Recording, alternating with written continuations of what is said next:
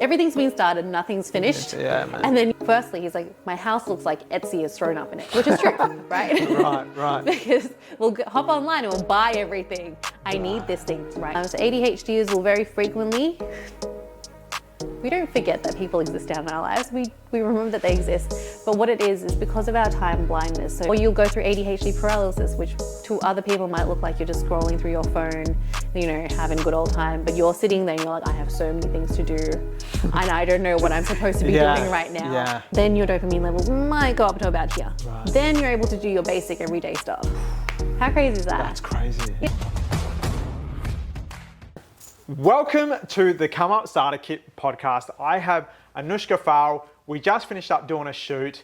And now what we're going to do is we're going to get to know her a little bit more, but just in more of a candid way, no cameras, get to know the real her, but also understand like what I think is a huge thing is this Southeast Asian stuff. Yeah. You know what I mean? Like I think that this is the biggest aspect where people are going to vibe with this podcast. They're going to be like, okay, cool. What is this all about? Because I think like me being brown as well, I would love to go and speak to a psych, but when you go and speak to a psych, it's like, you're not going to get me. Oh yeah. And that's the biggest reason I think I started Umeed. It was that whole concept of like, they just don't get it. Yeah. You know, like you don't want to be heading into a session that you probably took you a lot of energy to make that decision, to go and speak to someone, to be vulnerable enough to lay everything on the table, only for them to be like, don't quite understand, or give you like a take that, you know, doesn't resonate with you at all. Yeah. Like that's not really what you're going in for, you know? 100%. You want to learn to I think, look, the main reasons that people come into therapy is either get to know themselves better, they want to problem solve something, they oftentimes are coming in at a point where like things have built up for like years. Yeah. And then they're putting everything on the table. Very rarely will people come in and be like, oh, I've got just like a small thing and I want to better myself. It's like, no, there's this big problem. And then we have to work through all of that stuff. So I think, you know, it's so important to be able to go to a culturally sensitive therapist and like, you know, someone who actually understands and gets you. Yeah. Like, I mean, that's what we seek in human connection all the time, right? Like we want to be able to connect with people that understand us. That's how we vibe with, you know, our friends and people that we get to know better. And like, that's just, it shouldn't be any different for your therapist. Yeah, either. It should be someone you can, I don't know, resonate with, I guess. All right. Let's give the people a little bit of a background because they're going to want to know you. Yes. Let's do that. Okay. So I am a New Zealand born Fijian Indian. Which I met through Ravi. Yes. Yeah. Yes. Ravi put the contact through and was like, you've got to meet Anushka. And so this is how this all kicked off. What can I say? We look after our own. Well, like, hey, by the way, we have like one filmmaker, one psychologist in our community. Just this internal network.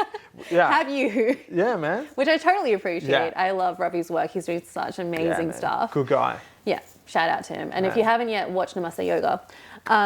Which you helped on. Which I did help on, yes. Yeah. And that was a fun project too, actually. I love doing like things that are a little bit outside of the scope, but like still exciting, still part of, you know, the work that I'm doing. Just using your skill set in different ways. Yeah, 100%. You know, because my day-to-day looks like, you know, a lot of telehealth appointments back to back and like, say like sometimes 4 clients in a row, which is 4 hours of other people talking at you about stuff, which is fine. I enjoy it, but it is incredibly draining sometimes. On the energy levels? Oh yeah, emotionally. And I think sometimes also in a physical sense, because you do have to do a lot of active listening. I have to pay attention to everything that someone's saying. Right. Which is, you know, difficult on the best days for a lot of people. Yeah. And then you couple that with the fact that I have an attention deficit disorder. Yeah, so I've got ADHD. Yeah. Yeah.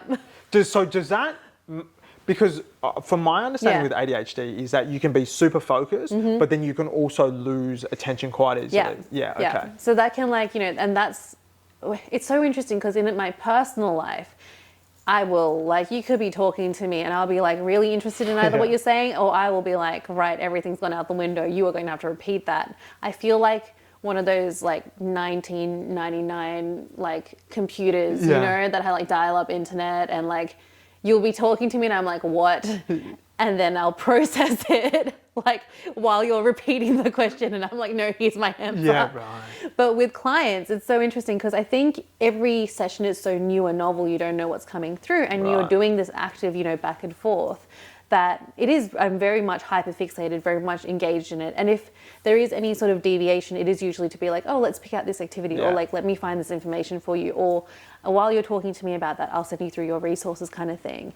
So it is one of those things that, like, you know, I can focus. There is a bit of multitasking involved in therapy, I think, sometimes, and that can be really helpful on an attention deficit side of things. And look, a lot of the clients that I see as well, more recent times, are neurodiverse people. So they're neurodiverse South Asians. What does that mean? So Neurodiverse? Neurodiverse, so it could be that, you know, your brain's just wired a little bit differently. So if you've got ADHD, then you're lacking dopamine and adrenaline in your brain in terms of neurotransmitters. You might have autism spectrum disorder and sit somewhere on the spectrum. You might have a learning disability like dyslexia or dysgraphia.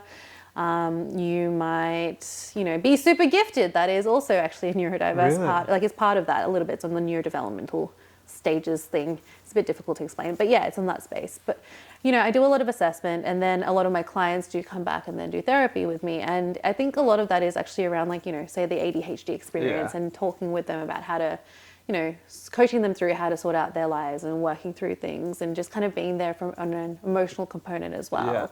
So that's been really cool and really interesting, because it's an added layer to all the other layers that we have, you know. But also in therapy, like, you know, because of the demographic that I see, and especially because it's a lot of South Asians, I really enjoy doing the intergenerational trauma work and doing the psychoeducation, you know, because I love when you talk to clients and I don't know if you've ever seen it, but there's like this graphic on the internet where it's like a ball of yarn over a client's head, and it's all mixed up. And then the therapist is sitting on the other side, and they're rolling it into like a nice, neat ball. Right. And I like that that's what, you know, kind of what we do. Like, you can come to us with all of the messy problems and be like, I don't know where to start. And we'll kind of like neatly wrap it up and go, have you looked at it this way? It's fine, you can complain, all of that's all good, but let's try and like sort through this and like make sense of your thoughts kind of thing. But I love educating clients on like why they might be feeling things, you know, and just seeing the look on their faces and being like, whoa, hadn't thought about it that way. And that's really fun, like doing thought experiments, I think. The people that come to you, do you think that they are self-aware of themselves to come see you? And then for people that, when you touch on people like that may have ADHD, be on the spectrum, whatever, how do people that may have those traits but be unaware know, hey, maybe I should come see you? Yeah, so most people, when they're coming into therapy, they have some level of self-awareness. They'll be like, something is going wrong in my life. I'm either feeling depressed, anxious, something feels off. So like, you know, they'll come in for that kind of thing. And like, you know, then we work through it. For some people, they will come through and we'll be talking about certain things. And, you know, for example, a common one is, I'm really struggling with uni and motivation. It's been so shit. Like, how do I get through all of this? You know, blah, blah, blah. I don't understand what's going on. And I'll stop them halfway and be like, have you ever considered that you might have ADHD, for example, you know, or, you know, talking through stuff and being like, that actually sounds like, you know, trauma-based, and asking questions around that. People who are referring directly for ADHD or ASD, 80% of the time, they've got a family member or a friend who they've been talking to, and they're like, oh, that sounds like me. And then they've come into the intake, we have a discussion, and they're like, oh, those are traits of being neurospicy, not like neurospicy. Well, you're not neurotypical. So in my head, I'm like, you're neurospicy. It makes it a little bit more fun, you know. Just add a little bit of spice. So elements of being neurospicy and realizing that, you know, those traits aren't unique to you, which can be really, really big. I was actually talking to a friend of mine who's getting diagnosed soon for ADHD, and she's like, as we were talking, she's like, is neuro experience unique to us? And I was like, no, dude, we're like just the same people over and over again sometimes.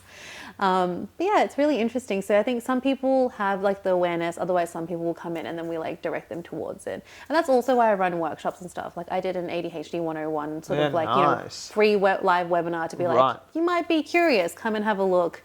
If that's something that it is you, come and see us more, you know? Okay, so then for people that are watching, that may be ADHD. What are some key points or key traits that may be like, hey, you know what?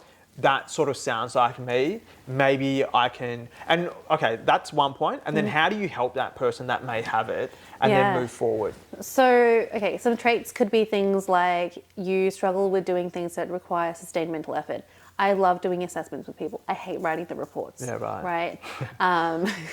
Like I will sit there and it will not take me very long, but I will sit there and I'll be like, oh my God, I have to do this now. And so unless I hyper focus and just do them all out in one day, it'll be really hard to do. Or, you know, people with ADHD really struggle with doing laundry, which seems like a really basic task. But if you're someone that puts off putting everything in the washing machine, then having to wait for it, then having to put it up, and then having to take everything down, like it feels tedious and it just feels like you want to pull your hair out, that's a good example.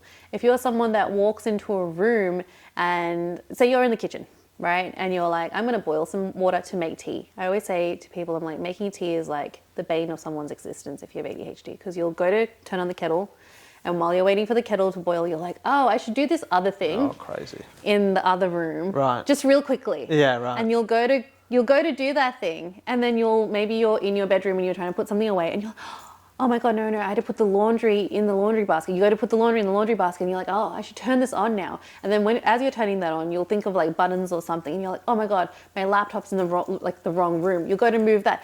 Anyway, you've done like 600 other things.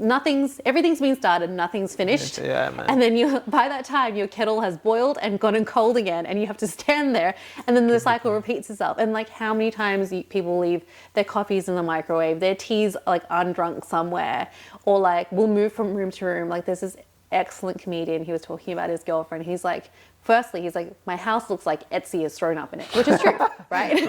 Right. Because we'll hop online and we'll buy everything. I need this thing right now. And then you will do exactly that. You will move from space to space without actually ever completing anything. You end up with a lot of half-baked stuff. Or you'll be one of those people who hyperfixate. You've seen the black wall, right, downstairs? Yes, in my house. So I woke up one morning and I was like, I should buy gold frames to go with all these paintings and paint this wall black.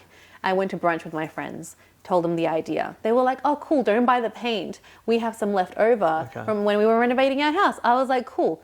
I'm like, I don't know when I'm going to see you again. From brunch, I went to Bunnings, purchased all of the stuff for my do-it-yourself. Yeah. I was like, I can do this in a day. No. Right. Painting's really hard. Yeah. Put all of that stuff up, did the whole shebang. And like, these are like just little examples of how sometimes things can feel really do or die. My bookshelf is another example. Yeah. I was like, this has to happen right now. No, it didn't. I was going overseas when I started this project. I came back and it still wasn't done, and all of it had to be put together. So I think, it is examples of like, those are some of those things. And like even as simple as not being able to text your friends back. I have so many unread messages. Right. Because in my head, I'm like, I will respond to you because I want to respond to you properly. Yes.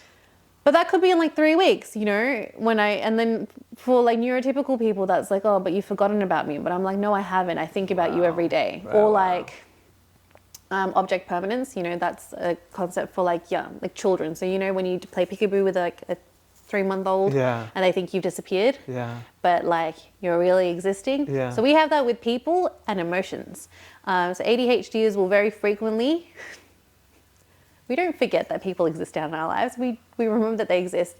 But what it is because of our time blindness, so our inability to see time in a sort of structured way, I might see you in January, and then in my head I'll be like thinking about you. I might not contact you, but then it'll get to March and I'll be like, oh, let's catch up. And nothing will have changed between us. In my head, we have left off exactly where I've left you, right? Yeah. Because like, nothing else has happened in a relationship, so it's fine. Like I still love you and I still care about you and I think about you every day. Yeah. I might not text you, but you exist in my sphere. Yeah. And then we just kind of pick up off wherever we left off, which is great if you've got other neurospicy friends, because ASD, ADHD they're like, cool, we're okay with that. We don't need constant contact, right? Your friends who are neurotypical will be like, but you don't keep in contact, or you're not checking in, or, like, how come you didn't respond to my message, this and that.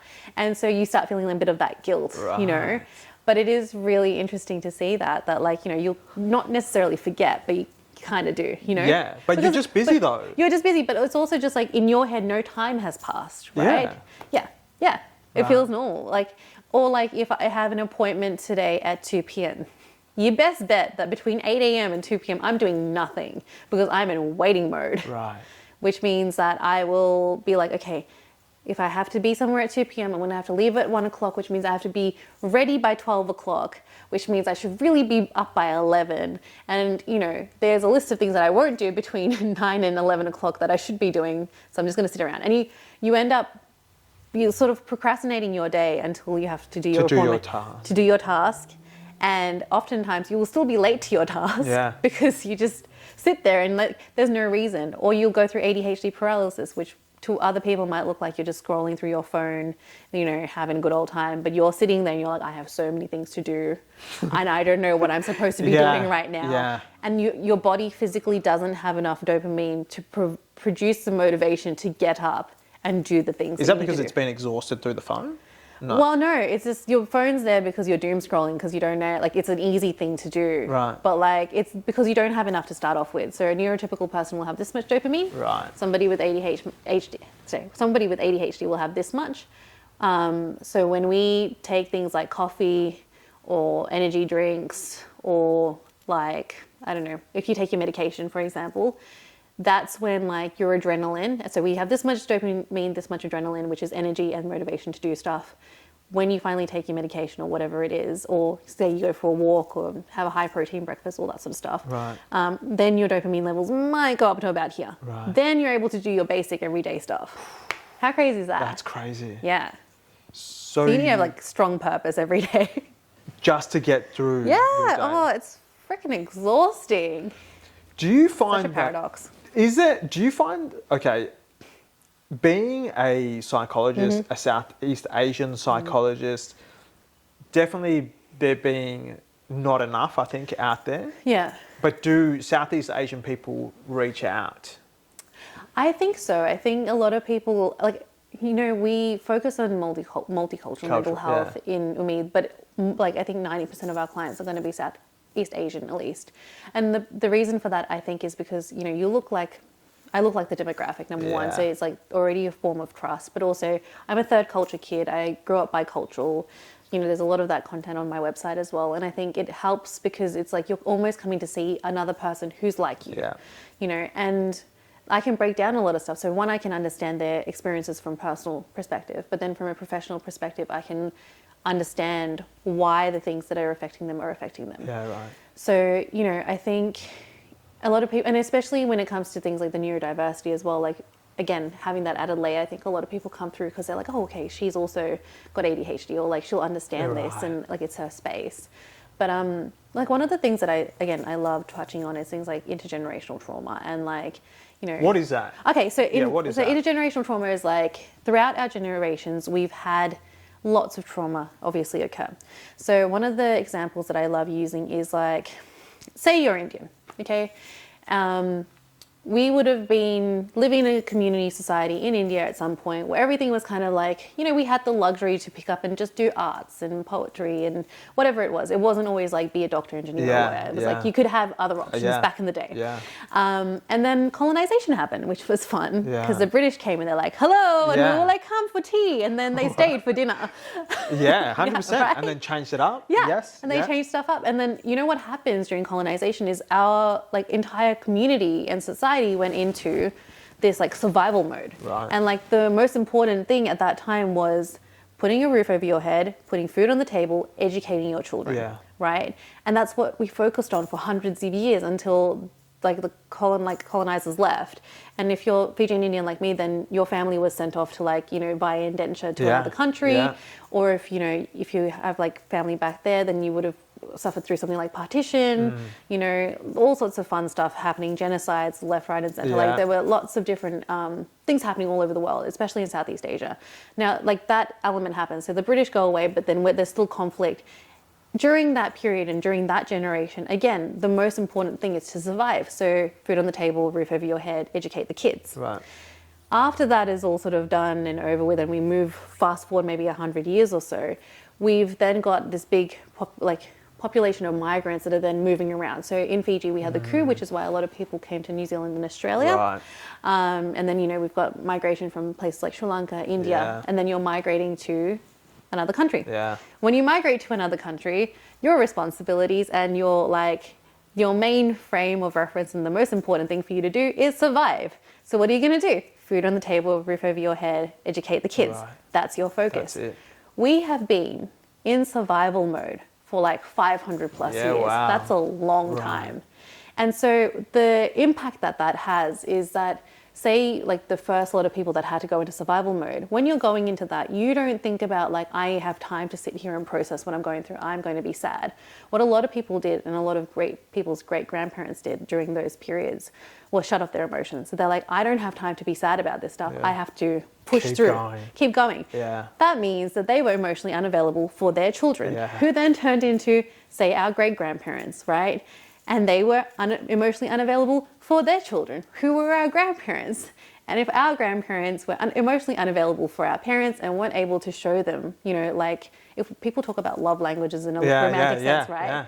Let's talk about it in a familial sense. So like the concept of like, was it physical touch, like giving hugs or like saying I love you, and that stuff was not done. It was acts of service. We will cook you food, we'll do the things for you, we'll Yes. give, because that's what's in our capacity. Right. Because we don't know how to emote. Right. So our emotional literacy like disappeared after a little while. Then you got our migrant parents who have grown up with parents who are also Yeah. emotionally unavailable. They've had to then go back into survival mode, start everything over again because they've migrated somewhere else. They're in survival mode. They don't have the energy and time and space to be able to generally give us the emotional support that we need, but they can give us everything else. Yeah. An Asian parent will pay for your tuitions, put you through uni. If they can afford it, they will buy you a house, 100%. right? But they don't know how to build meaningful connection in that emotional sense. We, as people who grow up overseas, whether if you're born here or brought up here, we get to see other elements. We're like looking at people from, say, like Caucasian backgrounds, and we're like, damn, y'all talk to your parents like that? You know, like, or you see like different types of, we see things on TV and we see what like parents should be like, and we're like, Right. oh, we're not getting this emotional connection. But that also closes the barrier of being able to communicate and talk to them about stuff. And so do you see how that'll then like lead to things like feeling anxious around your parents, not being able to set boundaries, that emotional literacy is cut off. And what do you mean by emotional literacy? So like being able to name your emotions. How many emotions can you name? Hungry. The main one. Yeah. Hungry, happy, pissed off. Yeah. And that's it. Yeah. Yeah. One of my favorite things to send to clients is an emotion wheel, or you can like Google it if you go online. And those like, you'll have like your main sort of emotions in the middle, which is like happy, sad, angry, worried. And then they go out into sub sort of emotions and more emotions after that. And I think that's really interesting because like we don't actually know how we're feeling 80% of the time. And like a lot of the time we numb everything out. We numb by overworking, overstudying, you know, by watching TV, like engrossing ourselves and stuff. And we never really feel our emotions. And like we come from these generations of surviving. And like if you're in the position where we are, where you're second generation migrants, we don't have the luxury to, you know, take risks and make mistakes because we are still building that foundation. Yeah, we're foundational level. Yes. It's like, it's almost like you don't have that privilege. When you have kids, they will have the luxury to take risks. They will have the luxury to do whatever career they want to do. They don't have to worry about stability, and they will have the luxury to thrive. Yeah. Yeah. Because we're still in survival mode. You know, we have some like privileges, but you know, how many of us have like double guessed the type of work we're going to do or where we're headed? And you know, it just, I think what it leads to is a hot pot of feeling misunderstood, underrepresented, and like having resentment, you know, eventually, like I think that builds up. A lot of people come in and they're like, we love our families, we love our parents, but I have resentment towards them as well. And I have anger, but I don't want to feel that way. So I feel guilty, and it's just a melting hot pot of feelings, and you don't know how to deal with it or cope with it, you know? And those are the type of things that we have to like unravel and work through and figure out where that's stemming from. So let's say, for example, so we're in survival mode, right? So let's say that we weren't in survival mode. Yeah. What does that utopia look like? Oh, what does thriving look like? What does what does that look like? So like even if we were to sort of compare the pair, Southeast Asians constantly in survival, but then we have Caucasian people that probably not so much in survival. That are in that thrive. I wonder what I think the thrive is that you have options and you don't have to second guess it. you know. And I mean that our survival mode also, I think, comes from a space of then we have fun things like racism that we have to deal with, you know, and like a lot of microaggressions and things like that as well. So like, you know, I had a client actually said this to me one time. She was like, white privilege is being comfortable in your otherness no matter what part of the world you're in. Yeah, no doubt. Right? No doubt. Yes. Like, yeah, big time. Whereas like we're not comfortable in our otherness anywhere. Yeah. If you're a third culture kid on top of that, where you've grown up between cultures, one that's individualistic, one that's quite collectivistic, you half speak the languages, half don't. You don't end up belonging anywhere. This is just the buzzer to let us know that we may have to do this. All right. And we're back. Yay. Yeah. Okay. Yeah. That we don't belong anywhere. And one of the things that I actually put in my story for Undefeated was that growing up, you don't actually end up feeling like you're enough because you're too foreign for here, too foreign for home, never enough for both. Yeah. And that not enoughness really seeps in for us as well, you know, and those perfectionistic tendencies. We work, I think, as people of color, at least 80% harder to try and push through and like, you know, just make our way in the world. Right. So like, I just feel like that does add to our survival mode, you know, in another way. And I think if we were looking at what does thriving look like, it would be a world where, and these are stats that I actually picked up from a conference recently, where women of color, for example, if you're working in a government organization, you would go to apply for a job and you would get that job and you would be able to move up because women of color are 80% less likely to be promoted in like their roles. Gotcha. Than someone who is not a woman of color. And it doesn't matter what your English speaking background is, doesn't matter whether if you were born here, brought up here.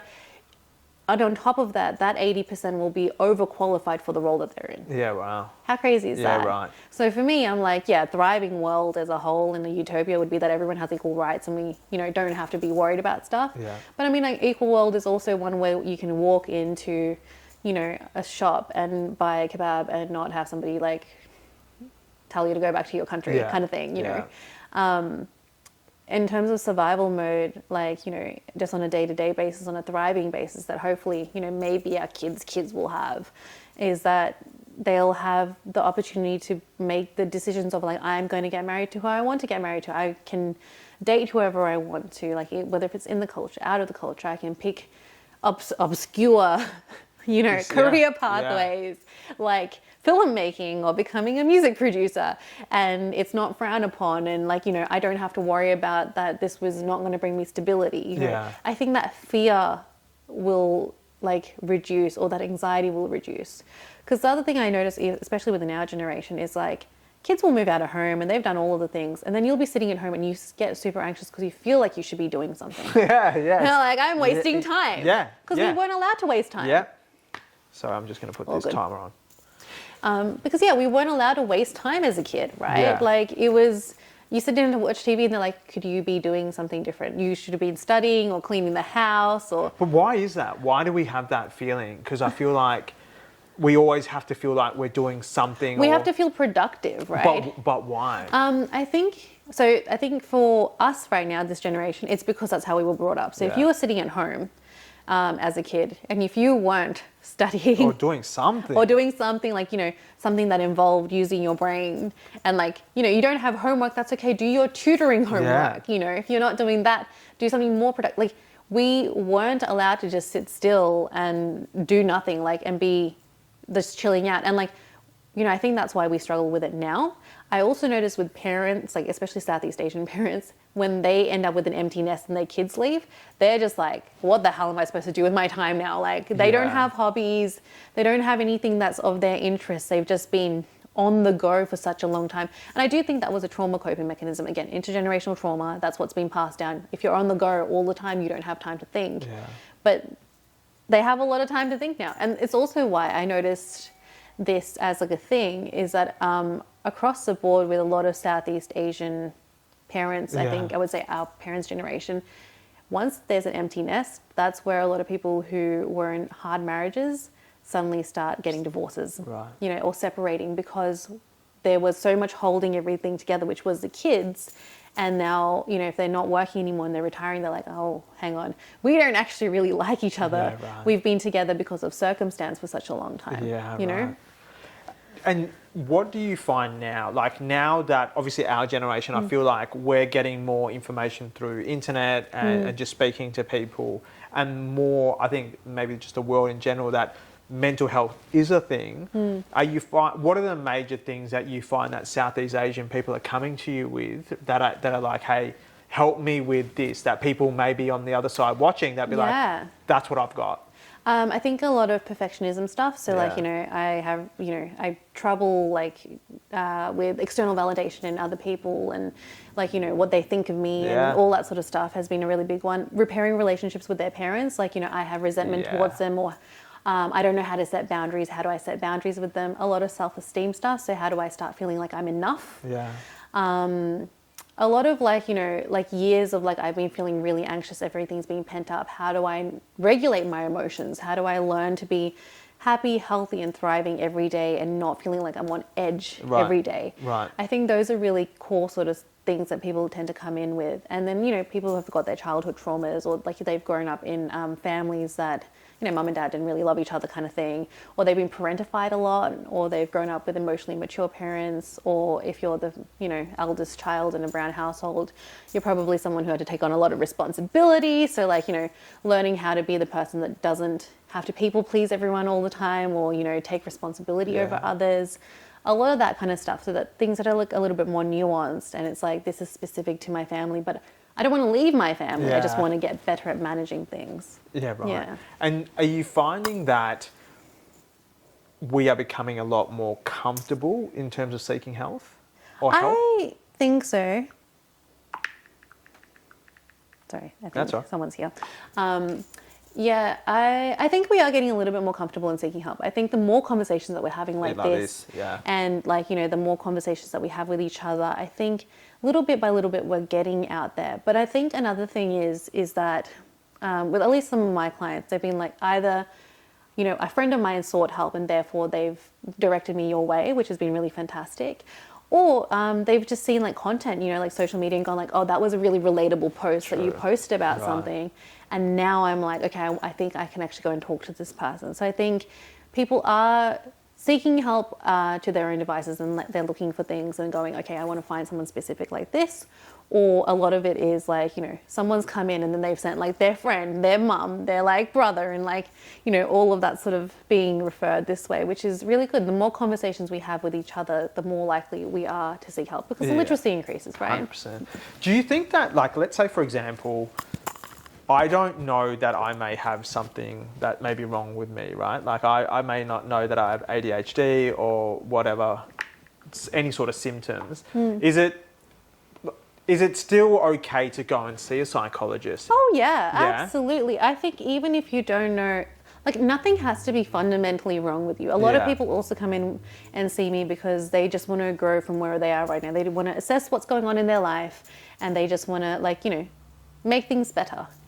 Or like things are already really good and they're like, okay, how do I, like, you know, level up from here?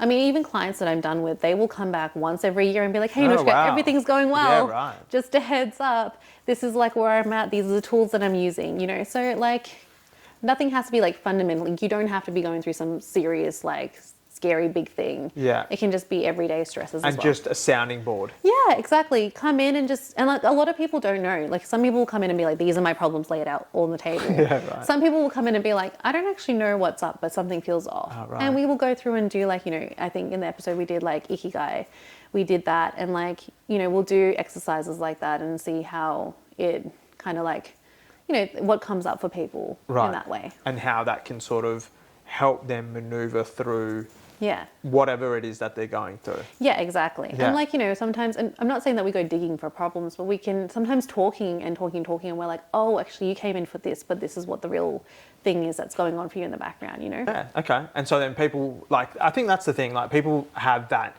stigma in terms of, hey, should I go and see someone? Don't want to go see someone, worried about what other people may think, worried about what the psych may think. Worried about what people are going to think. just be rest assured that your psych is supposed to be there to be non-judgmental, Yes. not gonna like, you know, be stressed about like they're not thinking anything of you. Like Yes. we see some weird stuff all the time. No, we're good. Yeah. Cool. Yeah, but like we see so many strange things on a daily basis that like you're not going to tell me anything that I either A, haven't heard already, or that's going to like completely throw me off, you know. And I'm not here to judge you. Like everyone's got that. And there's a confidentiality thing. And right? there's yeah, exactly. Yeah. And no one will know. That's the biggest thing. If you're worried about like, you know, will anyone else find out? No, they won't, because we can't. I will be in a lot of trouble if someone else finds out from me. And so unless you're willing to disclose that, it's all good. Yeah. Yeah. All right. Thank you very much. All good. That was amazing. Cool. Thanks.